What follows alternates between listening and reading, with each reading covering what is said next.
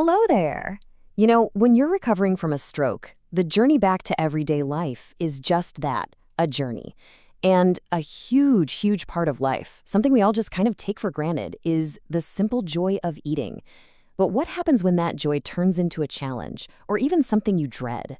Let's talk about that. Just take a second and think about your recent meals. Do you ever find yourself suddenly coughing or sputtering, maybe even choking on something as simple as a sip of water? Man, that is a scary feeling, right? Or how about this one? You swallow, but you're left with this annoying feeling that something is still there, stuck in your throat. If any of this is ringing a bell, I want you to know you're definitely not alone, and it's really important to understand what's going on. So let's start right there. Are these things happening to you? It's so easy to just brush them off, isn't it? To just think, oh, I'm just having an off day, or I'm just a little run down. But here's the thing. These feelings, they're not random. They are important signals your body is sending you. It's basically your body's way of raising a little red flag, saying, hey, something with the whole swallowing thing might need a little attention, and we've got to listen. So this condition actually has a name. The medical term for these kinds of swallowing problems is dysphagia. Now, that might sound like a complicated word, but just understanding it is the very first step on the road to getting things back on track. To put it really simply, dysphagia just means that somewhere along the line, the journey that food takes from your mouth down to your stomach has hit a snag. It's a real mechanical issue, not just a feeling. And this is exactly why we can't ignore it.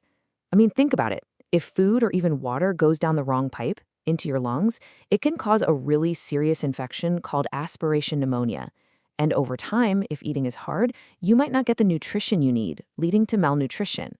But maybe the biggest thing is it just steals the joy from meals, that social connection we get from eating together. It can really, really impact your quality of life.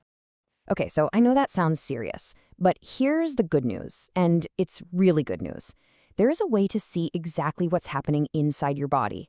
It's like getting a perfect, detailed map of the whole process. See, in medicine, there's what's known as the gold standard test for figuring out swallowing problems. This is the best of the best, the most trusted way to get the real answers you need.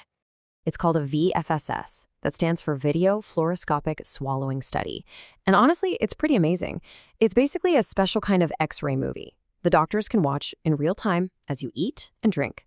They can see every single part of the swallow, from your tongue to your throat muscles, and pinpoint the exact spot where things are going wrong. And the best part? The test itself is super easy and doesn't hurt at all. You just sit comfortably in a chair, a specialist will give you small bites of different foods, maybe some water or some porridge that are mixed with a safe substance that shows up on the X-ray. And that's it. They can see the video immediately and figure out what's up. It's that simple.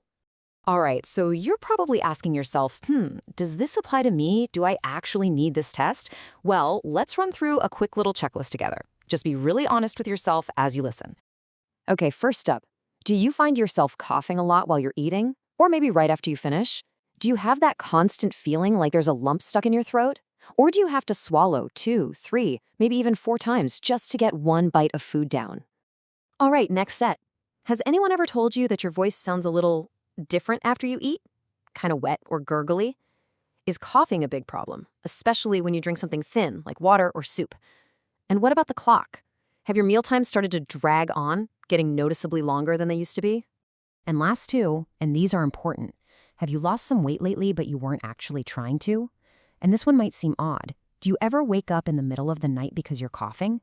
You might not think it's connected, but it can be a huge clue. Okay, so here's the bottom line. If you were nodding your head to 3 or more of those things we just went through, that is a really clear sign. It means it's time to talk to a doctor or specialist. It's time to get a clear answer. Because look, this isn't about just learning to live with a problem. This is about fixing it. It's about getting back to one of the most basic, wonderful parts of being alive. This quote right here just says it all, doesn't it? The joy of eating is directly linked to quality of life. Being able to sit down and enjoy a meal with people you care about without being scared or uncomfortable, that's everything. It's what makes life good. And here is the most important message I can give you. There is a path forward. Dysphagia is not something you just have to put up with forever. Once you have an accurate diagnosis from a test like the VFSS, a whole team can build a rehab plan just for you to help you get stronger and eat safely again.